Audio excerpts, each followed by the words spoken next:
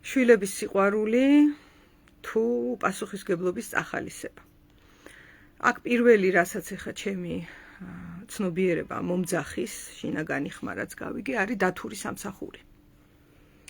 არაჩვეულებრივი იგავი გვაქვს დათვზე და კაცზე, ამ რომლებიც მეგობრობდნენ, დათვს უყვარდა ძალიან ეს კაცი და კაცსაც უყვარდა ეს დათვი და ერთ დღეს ამ კაცს ეძინა, ბუზი დააჯდა და დათვმა როგორ თუ ჩემს საყვარელ ადამიანს ბუზი დააჯდაო და ტორი დაარტყა. და ბუზიც მოკლა და კაციც ზედ მიაყოლა. ესე იგი, ჭკვიანი მტერი მირჩევნია სულელ მეგობარსო, ნახე? ხო და აქედან გამომდინარე ამ ლაივში ახლა ვისაუბრებ იმ საშინელ მოვლენებზე, რაც დღეს საქართველოში ხდება, რომელმაც ალბათ შოკი მიაყენა ძალიან ბევრ ადამიანს და მინდა როგორც გეშტალტ ფსიქოთერაპევტმა ჩემი მოსაზრება გამოვხატო, რა არის ამ საკითხის ძირი. და საერთოდ როგორ ხდება ესეთი რაღაცეები ხოლმე, ხო?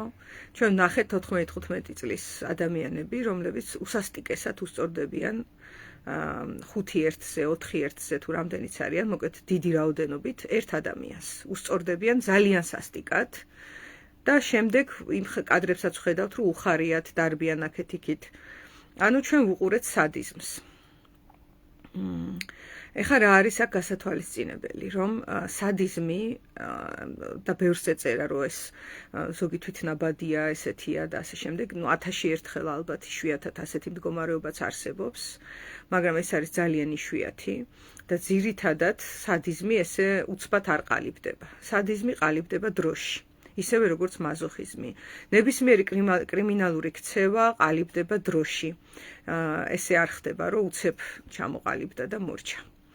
აქედან გამომდინარე, შემიძლია გითხრათ ესეთი რამ, რომ გარემო, რაშიც ეს ბავშვები გაიზარდნენ და მაინც ჯერ კიდევ ბავშვები არიან, თუ 14-15 წლის ხალხია და არ მეშლება, იყო წამახალისებელი მათში აი ამ აგრესიის გამოვლენის და როგორ? არის ხოლმე ორი ძირითადი ვარიანტი და ჩემი მოსაზრება ეხა რა არის?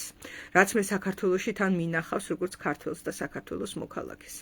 საქართველოში მშობლების რაღაც ნაწილს, საკმაოდ დიდ ნაწილს გონია, რომ მისი სიყვარული მშვილის მიმართ არის პასუხისგებლობისგან მისი არიდება და დაცვა. აი მაგალითად, ჩემმა შვილმა ვთქვათ, რაღაც გააფუჭა და იმის ნაცვლად, რომ მან სასურველი კი არა და საჭირო მისთვის შედეგი მიიღოს და მერე ვიტყვი ეგ რა არის საერთოდ, ხო? რა არის, რას ცდილობს ბავშვი, როცა ის რაღაცას აფუჭებს.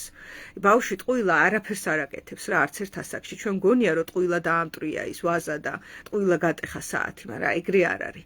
ეს არის ცდის და შეცდომის ვარიანტები. რითიც ის ფსიქიკურად აკვირდება გარე, რა სამყაროშია, რა ხდება ამ სამყაროში, ხო? და შესაბამისად ესეთი ვითარება დგება ხოლმე, რომ აი გატეხა ვაზა, ხო? და ორი რეაქცია არსებობს. ერთი მშობელი ეტყვის, რომ დაიკიდე რა, დაიკიდე, არაუშავს. მე ავწმინდავ ეხა ნამსხვრევებს. შენ წადი იმეცადინე. ერთი ვარიანტი ეს არის. და მეორე ვარიანტი არის, რომ შე არარაობავ. შე უკანასკნელო ადამიანო, ეს რა გააკეთე? შე გათახსირებულო, ბოროტო, შენ ძალით გამიტეხე ვაზა. ესე ესაუბრება, ნახე? ორივე შემთხვევა არის ძალიან ტრაგიკული ადამიანის ფსიქიკისთვის, მოზარდი ადამიანის ფსიქიკისთვის და ეხლა რა შუაშიაო ეს იმ კადრებთანო, ვინც იკითხავთ, ეს არის თავში, ეს არის დასაწყისი. და დასაწყისი რა არის? ბავშვი როცა ვაზას ტეხავს, ის ეძებს საზღვარს. მას აინტერესებს როგორ გამოიყურება საზღვრები. ისევე როგორც რომ დარბის იმ დროსაც ამოწმებს საზღვრებს, ფიზიკური სამყაროს საზღვრებს და ხედავს, რომ ესე თუ გავიქცევი, წავიქცევი, ისე თუ გავიქცევი, არ წავიქცევი და ნელ-ნელა სწავლობს როგორ ირბინოს. ასევე არის ადამიანებთან ურთიერთობის დროს ის ყველა ურთიერთობაში და მოზარდობა, გარდატეხის ასაკი, ბავშვობა, ყველგან თავისებურად, თავისი ასაკის შესაბამისად გისინჯავს შენს დასრულ ადამიანს საზღვრებს, რომ შეიგრძნოს, რომ რაღაცა უკიდეგანო კოსმოსში კი არ არის გამოკიდებული რაღაცა უწონადობაში. არა, არსებობს აქ გრავიტაცია, არსებობს საზღვრები, აქ მე ვიწყები, იქ შენ თავრდები, ხო, როგორც პიროვნება, ჩემი თავისუფლება სად იწყება და სად თავრდება, ხო? აი, ამას სწავლობს ბავშვი. და ეხლა ეს მშობელი ერთი ვარიანტი, რომელიც ეუბნება ბოროტო, ნაძირალა, უკანასკნელო, არ ვიცი, სადისტო შენ და შენ ძალით გამიტეხე ეს ვაზა, იმიტომ რომ იცოდი რომ მიყვარს ეს ვაზა და ეხლა რა არის რეაქცია ბავშვი? ძალიან დიდი ტკივილი წამოვიდა. ერთხელ ორჯერ ეს ხო ერთხელ არ ხდება არა ეს არის სტილი რაც აქვს ხოლმე ზოგიერთ მშობელს შვილთან სამწუხაროდ თავისივე ტრაუმული გამოცდილებიდან და ჩაკეტილი წრიდან გამომდინარე და ეს ბავშვი ერთხელ ორჯერ ეტკინება და მერე იტყვის რომ ეხა მე თქვენ განახებთ სადიზმი რა არის ნახე წამოვიდა წინააღმდეგობა მე ეხა გაჩვენებ ბოროტი ვარ ვაზა რო გავტეხე ეგ არის საზღვარი ეხა გაჩვენებ მე შენ ბოროტება რა არის და რეაქტიულად გადავა სადიზმის ველში ეს ეხა ერთ დღეში ორ დღეში და ერთ წელიწადშიც კი არ ხდება ამას სჭირდება მთელი ბავშვობის მანძილზე განფენილი მატრაუმირებელი გარემო საიდანაც მესიჯი მოდის რომ შენ რო საზღვარს ეძებ შენ რო სუსტი ხარ იმიტომ რომ ბავშვი ხარ შენ რო ემოციური ხარ იმიტომ რომ ბავშვი ხარ ხო აბა როგორ იქნები ბავშვი ხარ და ემოციები გაქვს ამის გამო შენ ხარ უკანასკნელი შენ ხარ უბადრუკი საცოდავი ცუდი ტიპი სუსტების დედავატირე აი ესეთი მესიჯ ბოქსი და მაშინ ესეა ეხლა მე თქვენ გაჩვენებთ სუსტი ვინ არის ნახე ბრჭყალებში და აი აქ ახლა კიდე რა სირთულეა ჩვენ ვიცით რომ გარდატეხის ასაკში ჩადენილი დანაშაულები არის ძალიან სასტიკი აი მანიაკალურად სასტიკ რაღაცებს აკეთებენ მოზარდები შეუძლიათ რომ კატას ცეცხლი წაუყინონ და დაწვან და უყურონ და იცინონ ხო როგორ ხდება ეს და ერთი შეხედვით შემზარავია რომ უყურებ რომ ბავშვია და მეორე მხრივ გვავიწყდება რომ ფიზიოლოგიურად მაგასაკში შუბლის წილი არა მაქვს ჩამოყალიბებული არ არის შუბლის წილი ისეთ დონეზე მისული რომ მე ემპათია განვიცადო მით უმეტეს თუ გარემომ ჩამძახა რომ ბოროტი ვარ სადისტი ვარ უკანასკნელი ვარ ან მეორე ვარიანტი არანაკლები და იგივე შედეგის მომტანი მითხრა რომ ყველაფერი მოსულა შვილო მე დაგიცავ შენ რაც გინდა გააკეთე და მე გადაგეფარები და აი ბიძაშვილს მოვძებნი პროკურატურაში აი მამიდაშვილს მოვძებნი სადღაც მე ვიტყვი რომ ვის არ მოსვლია ჩხუბი და ნახეთ ჩვენ მოვისმინეთ მშობელი ერთ-ერთი აი ამ სადისტური ძალადობის ჩამდენი და მკვლელობის ჩამდენი ადამიანის მშობელი მოვისმინეთ რომელიც ამბობდა რომ ვის არ მოსვლია ჩხუბი გოგოს გამო მე მესმის რომ მოსვლია ხალხს ჩხუბი გოგოს გამო ქართულ კულტურაში გავიზარდე და ეს ყველაფერი მაგრამ აქ ჩემთვის იცით რა არის ცხადი რომ მშობელი არის კონტაქტის იმ სტილში როდესაც გამუდმებით ამართლებს თავის შვილს თორემ მოსვლიათ ჩხუბი გოგოს გამო და უთქვიათ მშობლებს საშინელი შენიშვნები ესეთი ხალხისთვის და დაუნახებიათ რომ სხვისი შვილი რო ცემეს ეს ცუდია ესეთი მშობლების მეტი რა არის მაგრამ აქ ნახეთ მშობელს ჩართული აქვს რაციონალიზაცია ქვია ფსიქოლოგიურ ენაზე ახსნა განმარტებები რა მოხდა იმის ნაცვლად რომ თავარი ფაქტი თქვას რომ ჩემმა შვილმა კაცი მოკლა ვერ ამბობს ამას აი შემთხვევით მოხდა და აი ექიმებმა ესქნეს და აი რაღაცა ეს მოხდა ანუ და მე ახლა წარმოვიდგინე ჩემი პროფესიიდან გამომდინარე როგორია ჩემთვის მოზარდი ადამიანისთვის რომელსაც ჯერ შუბლის წილი ამ ადამიანთან კონტაქტის დროს უნდა ჩამომიღალიბდეს ნახე ეს ყავს კონტაქტის ობიექტი ვინც მე ჩემს შუბლის წილს მიაქტიურებს და მასწავლის ცხოვრებას ხო და ესე ველაპარაკება ვერაფერი გავიგე ნახე მოზარდი ვარ ბავშვი ვარ რა ვიცი 5 წლის ვარ 10 წლის ვარ და აბსოლუტურ გაუგებრობაში ვარ რას მელაპარაკება ეს ადამიანი იმიტომ რომ თავარი ფაქტი რაც არის იმის მაგალითად რაღაც სხვას ლაპარაკობს და არ იფიქროთ რომ ამ კვლელობაზე ამბობს ამას რა ის უბრალოდ აი ესე ფუნქციონირებს ეს ადამიანი რომ ყველაფერს გადაგიკეთებს სამყაროში და თავდაყირა მოგაწვდის ვაზა კი არ გატეხე შვილო ვაზა პირიქით აღადგინელ ამის ასე გეტყვის რა და ძალიან მძიმეა თქვენ ვერ წარმოიდგენთ ამ გარემოში გაზდა რა მძიმეა ადამიანის იმიტომ რომ ბავშვია ის და მას ეხა ჭირდება გარემოდან ვიღაცა გზამკვლევი ხო ლომებს და ვეფხვებს ჭირდებათ გზამკვლევი და იმას რა ქვია ჟირაფებს ამის დედავატირე და თქვენ წარმოიდგინეთ ადამიანის ფსიქიკას რამხელა გზამკვლევი ჭირდება რომ ცოტა შემახოს რეალობას რა არის საერთოდ შუბლის ფუნქცია ხო შობელი არის სიმბოლურად ადამიანის შუბლის წილი როგორ იმუშავებს მერე პირდაპირ ეცირდება პირდაპირ შობლის მაგალითი ჩავა მაგასაკში მით უმეტეს მაგალითის ძალა არის წამყვანი მე შეიძლება 30 წლის ასაკში ან იუნგის მიხედვით 40 წლის ასაკში ნახეთ როდის მოდის საკუთარი მე მოდის 40 წლის ასაკშიო ესე ამბობს იუნგი 40 წლის ასაკში იწყებაო ნამდვილი მესცხოვრება, ანუ იქამდე ძიება არის და ამ ძიების პროცესში მაგალითის ძალა, რომ მშობელმა რა მაგალითი მომცა და რა დამანახა, ეს არის წამყვანი, ეს მინათებს გზას. და ყველა შეცდომას უშვებს, მშობლები უშვებენ შეცდომებს, ეს სხვა არის. და არსებობს სტილი, რაშიც მე ვცხოვრობ. ასეთივე სტილი არის რაღაცა უგულვებელყოფა იმის, რომ რაღაცა ხიფათი არსებობს. ამ პირიქით ოთახში ჩაჯექი, იმიტომ რომ ხიფათი იმდენია, რომ რა ვიცი ღმერთმა უწყის რამდენი ხიფათია და აი იგივე პარალელი რო გაგივლოთ რა. აქ ხომ მკვლელობა მოხდა ახლა, იმიტომ რომ მივიდა ადამიანი წერტილამდე, რომ აი მანახეთ საზღვარი, ნახე ფსიქიკა ითხოვს ამას უკვე. გარდატეხის ასაკში ვარ და ვერ გავიგე საზღვარი სადა, არაფერი, ყველაფერი მეპატიება რა, ნახე, ერთხელ ვცემე ადამიანი, ორჯერ ვცემე ადამიანი, სამჯერ ვცემე თუ ჯგუფურად ადამიანი, ფოტო გადაუღეთ, ვიდეო გადაუღეთ, ვიცინეთ, ხალხი გაჩუმდა. ესეც ხო ფაქტია, იმ ხალხს აქვს ლომის წილი რა. ეს მამა გასაგებია, რომ მამა იყო თუ ოჯახში გასაგებია, ხო, რომ დისფუნქციური კონტაქტის სტილია, გავიგეთ.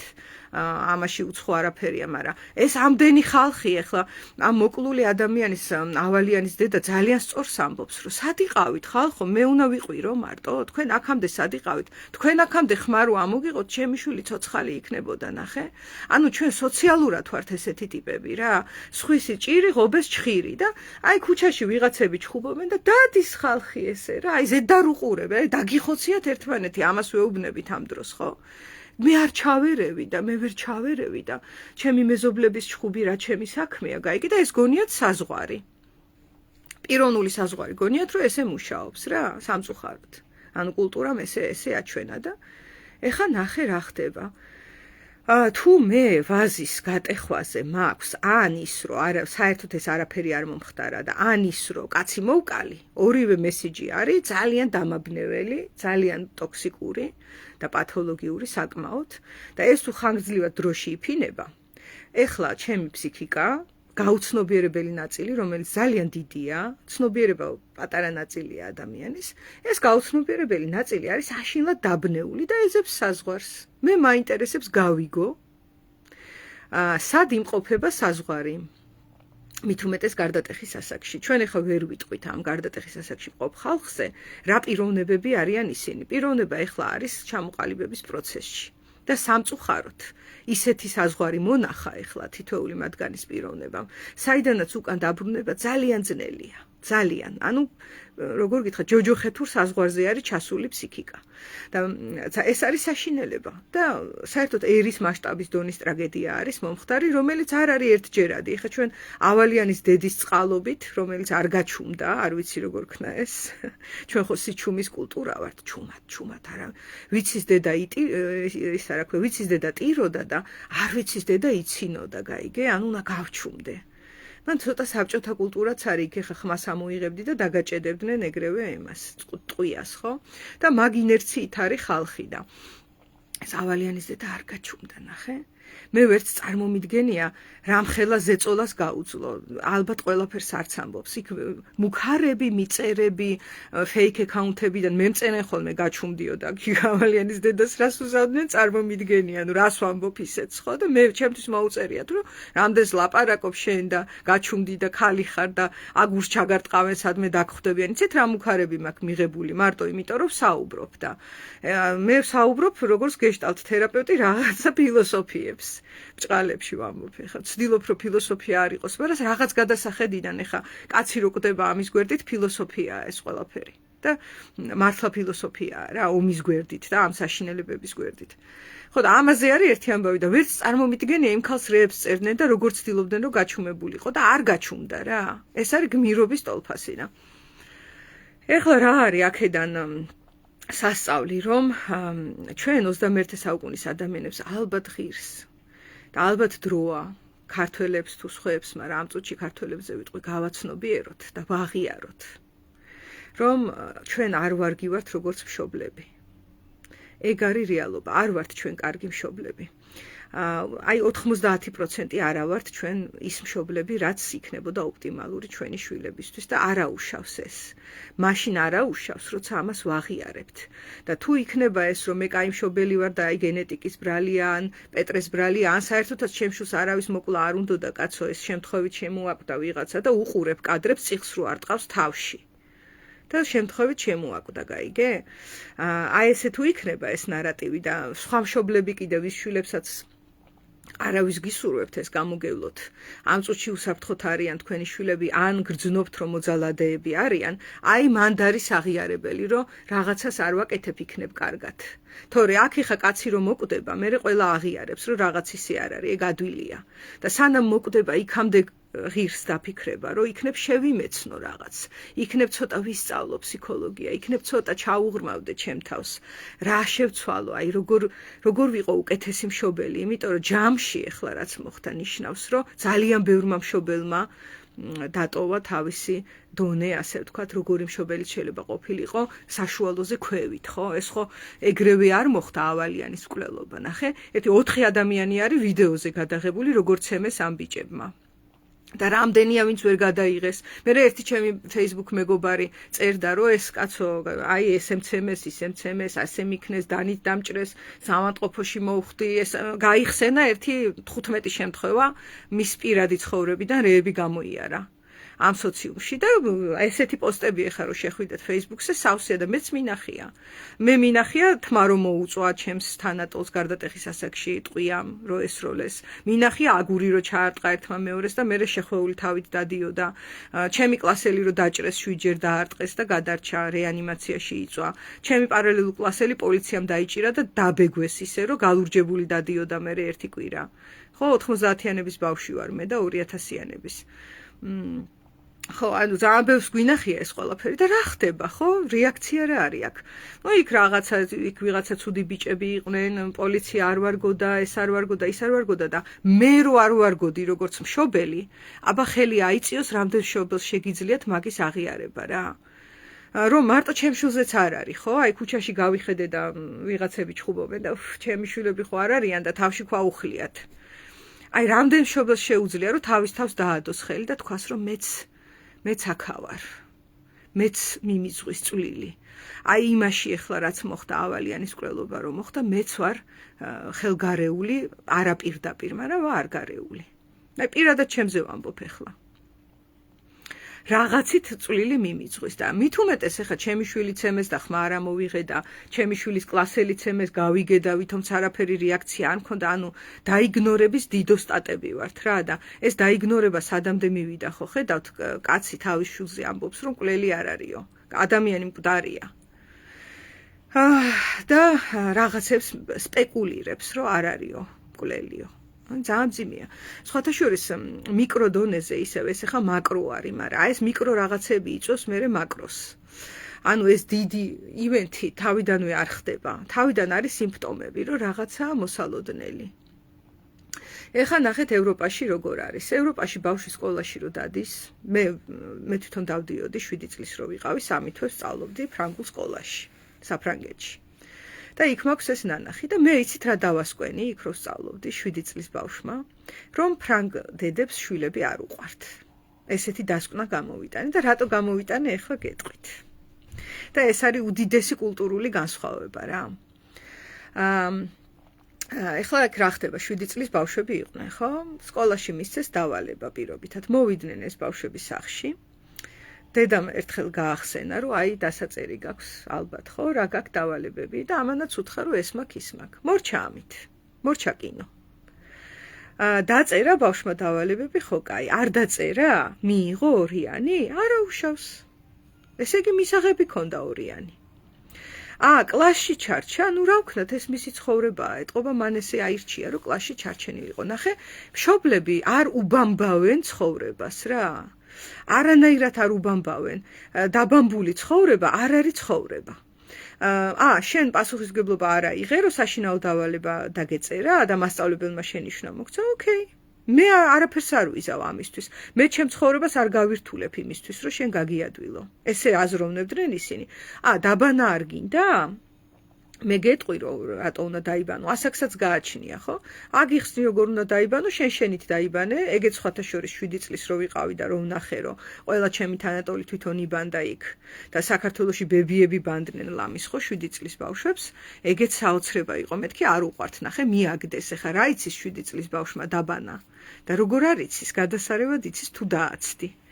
ხო და იბანდნენ ეს ბავშვები და ნუ არ დაიბანს და უხსნიდნენ ესენი რომ აი თუ არ დაიბან მერე მიკრობები რაღაცეები ჰიგიენა ისა ეს ერთი-ორჯერ აუხსნიდნენ და თუ არ დაიბანა პირობითად ნუ რა ვქნათ არ დაიბანა ერთხელ არ დაიბანს ორჯერ არ დაიბანს მერე ავად გახდება და ესე ისწავლის მაშინ ნახე ანუ ისინი ცდილობდნენ რომ წაეხალისებინათ ბავშვისთვის პასუხისგებლობის გრძნობა რომ შენ რომ რაღაცას გააკეთებ მე შუაში არ გადაგეფარები და ცხოვრებისგან არ დაგიცავ პირიქით მე ვეცდები რომ რაც შეიძლება პატარა ასაკში იგრძნო პასუხისგებლობა იმიტომ რომ იმ ასაკში შენ საკუთარ პასუხისგებლობას რო იგრძნობ კი გეტკინება მაგრამ გადალახვა შეგიძლია ცვლილება შეგიძლია მორგება შეგიძლია როგორ გითხრა შეგიძლია მოქნილი იყო მაგ ასაკში სად პატარა ბავშვი რო სწავლობს და სად დიდ ადამიანს რო უნდა ასწავლო აი თუნდაც ენა წარმოიდგინეთ და პატარა ასაკში ისწავლის და 40 წლის ასაკში რო დაეჯახება რეალობის შედეგებს ხო რომ ყველა ქმედებას რო თავის პასუხისგებლობა მოსდევს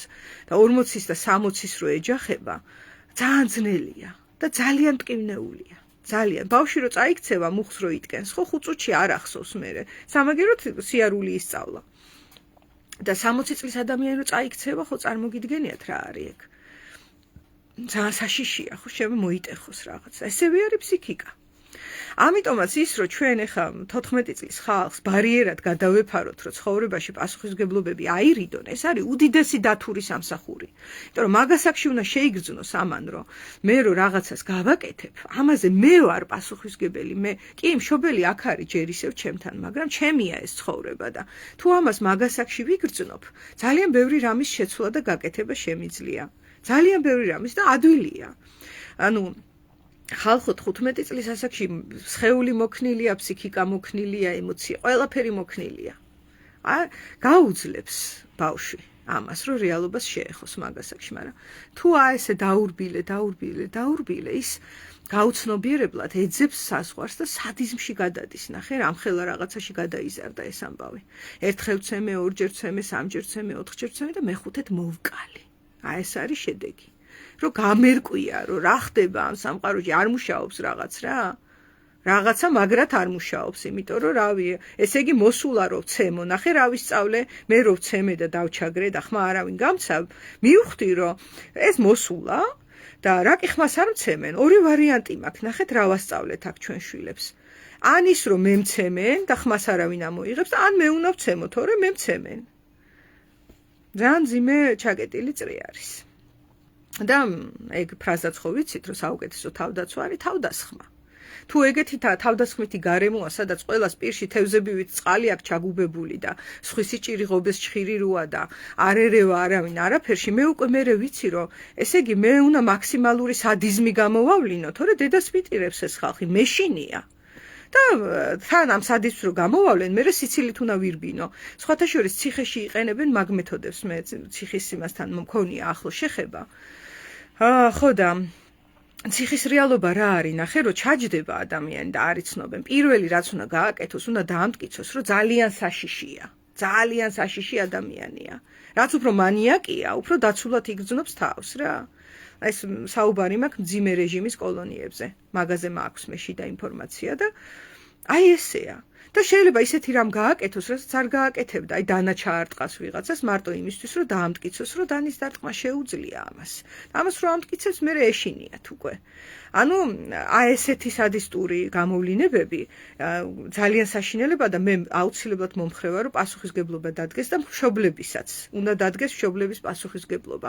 და ყველა იმ ადამიანის, ვინც ბარიერად ეხლა ამ ადამიანებს ესახებოდათ და მინდა გითხრათ რომ ადრე წარმატებით აკეთებდნენ ამას და შეიძლება ეხაც აკეთებენ მინახავს ეგეთი შემთხვევები რომ აი თაწმინდაზე მოხდა რომ ვიღაცა მოკლა მერე ნაცნობი ყავდა და ერთ წელიწადში გამოვიდა ციხიდან ანუ კაცი მოკლა ადამიანმა და ნაცნობებით მშობლებმა გადარეკეს გადმორეკეს ფული ყარეს და ერთ წელიწადში გამოიყვანეს და კიდე ერთი შემთხვევა მახსენდება, რომ მოკლეს ადამიანი, რომელსაც გოგო დაიცვა ცემისგან და დანა გაუყარეს და მერე საკონტროლო ჩაარტყეს. ანუ ჯერ დანით დაჩეხეს და საკონტროლო იარაღი დააჭედეს შუბში, თორე გადარჩებოდა, წარმოიდგინეთ. და დედამის დაურეკა ამ მკვლელების დედამ და უთხრა: ჩემი შვილის ცხოვრება დაინგრევა თუ თქვენ იჩივლებთ. ხო. და აი ესეთი არეულობა რო არის, რა ისწავლა ეხლა იმ სადისტმა, რატოა სადისტი? იმიტომ რომ მე თუ არ მინდა რომ ის კრავი ვიყო, ვისაც დაკლავენ და მოკლავენ, სადისტი უნდა ვიყო, სხვა გზა არ მაქვს. თუ არა და მე ასე მასწავლეს, ნახე, ხმა არ ამოუღიათ არავის. აი ესეთი მძიმე რეალობაა. ეხლა გავჩერდები, იმიტომ რომ ეს ძალიან დიდი თემაა და შესაძლოა რომ ეს თემა და არც არის დასრულებული, ეხლა ჰაერში ტრიალებს და ესე ღიად დავტოვებ და თქვენი ფიქრები და აზრებიც გამიზიარეთ ამ ყველაფერთან დაკავშირებით. გავიგე ესეთი საინტერესო რამ, რომ თურმე საბერძნეთში იყო ძალიან ხშირი ეს მოზარდების დანაშაული და მშობლების დაკავება დაუწყიათ. ან მოზარდმა თუ დანაშაული ჩაიდინა, მშობელსაც სვავდნენ თურმე ციხეში. ესეთი კანონი მიუღიათ. და ეს ალბათ საინტერესო კანონია. თუმცა საერთოდ ახლა კანონით და ციხით დარეგულირებული მე ბევრი არაფერი მინახავს და ეხლა კიდე ერთი მეგობარი გამახსენდა, რომელმაც დაწერა, რომ იდეოლოგია არ გვაქვს ქვეყანაშიო და მართალია. რაღაცა იდეოლოგია თუ ქვეყანას არ აქვს, ეს ზუსტად მაგას გავს, რომ არის მშობელი, რომელიც როგორ გითხრა, რაღაცა ჯანსაღი საზომით კი არ უდგება შვილს, არამედ უდგება რაღაცა, არ ვიცი, იმპულსებით, რომელიც შესაძლოა ტრავმებიდან მოდის, შესაძლოა წარსულიდან, შესაძლოა მომავალზე შიშიდან, 1000 რამიდან შეიძლება იმპულსური ქცევა აღმოცენდეს და თუ რაღაცა იდეა არსებობს, აი მაგალითად თვითგანვითარება. აი ამ იდეას უსურვებდი ყველა მშობელს რა. აი ამ იდეის გარშემო უკვე ადვილია ამ ყველაფრის საორგანიზება, თორე შეცდომებს ყველა უშვებთ რა. და ქვეყანაც ესეა. რაღაცა იდეა გვჭირდება, ისეთი, რომელიც არის თან თანამედროვე, თან ცოცხალი, თან პატიოსანი, თან ჯანმრთელი, რის გამოც ორგანიზდება ეს ქვეყანა, თორე ეხლა გაშვებული რაღაც თავისთავად იმპულსურ რეჟიმზე. და სიმპტომატიკაა, ეხლა ძალიან მაღალი მასშტაბიდან რომ გადავხედოთ, ეს მკვლელობაც სიმპტომია ჯერ. უარესი წინ არის რა. მე ხა არ გაშინებთ. მაგრამ საერთოდ ეს უკვე ფსიქოლოგიიდან გეტყვით ეხლა. თუ გრძნობ რომ პატარა სიმპტომი გაქვს, მოდი წადი რა თერაპიაზე. იმიტომ რომ ეგ სიმპტომი ესე შეგიძლია სცადო და შენით მოიხსნა, მაგრამ თუ ნახე რომ ერთხელ ცადე ორჯერ და სამჯერ და ვერ მოხსენი, მოდი აღიარე რომ არის სიმპტომი და წადი სანამ პატარაა. იმიტომ რომ ამ სამყაროში არაფერი სტატიკური არ არის, მოძრაობს და ძირითადად ენტროპიის გამო მიდის უარესისკენ და გაიზრდება და დიდი სიმპტომის მოხსნა არის ძნელი და პატარის უფრო ადვილია. აი ეგ ამბავი არის ეხლა რაც ხდება საქართველოში და რავი ვნახოთ ეხლა დაიგნორებას სადამდე გააგრძელებს და საერთოდ მთელი პლანეტის მასშტაბითაც გეტყვით მაგას, რომ სიმპტომებია ეს ომები, ეს ტრეფიკინგი, ძალადობები ყველგან და ასე შემდეგ, ეს არის ჯერ პაწაწინა სიმპტომები. და ან ეხლა გადავწყვიტავთ ჩვენ ყველანი, რომ და უმრავლესობა რა, რომ ცნობიერებას მიუძღვნათ ჩვენი დრო და რესურსი და ცნობიერების გაზრდას და ან თუ არ გადავწყვეტთ, როგორ გითხრა რა, ასეც რაღაცა იქნება და ის რაღაცა იქნება. თქვენ არ ინერვიულოთ. აუცილებლად იქნება რაღაც. კარგი. აი ეს ირონიით და დაცვის მექანიზმით დავასრულებ, იმიტომ რომ ამ წუთში რო გითხრათ მე ხა რაიმე ნათელ გამოსავალს ვხედავ, თქო არა. გამოსავალს ალბათ ისევ იმაში ვხედავ, რომ რაც შეიძლება მეტი ადამიანი ვიყოთ სწრაფი იქითკენ, რომ ცნობიერება გავაფართოვოთ და საკუთარ თავზე მშობლებმა განსაკუთრებით ვიმუშაოთ. და ალბათ იმაშიც ვხედავ ეხა აი ამ კონკრეტულ მაგალითზე, რომ ბარიერის ნაცვლად შვილი ნელ-ნელა შევახოთ რეალობას. რომ ხეზე არ ახვიდე კი არა და ვაიმე გადმოვარდები კი არა. ადიო, ხონდ ფრთხილად. შეხედე როგორია, მე აქ ვდგავარ. ან ის კი არა რომ მიდი ადი ხეზე და კისერი მოიტეხე და შენ ხო ვაშკაცი ხარ, უნდა მოიტეხო კისერი ამ ხეზე ასვლით, ეგეც არა. ნახე, უკიდურესობები არის ბოროტების მომტანი. და წონასწორობა კიდევ სიგეთის. აბა ჰე, ფილოსოფოსი ტასოძი.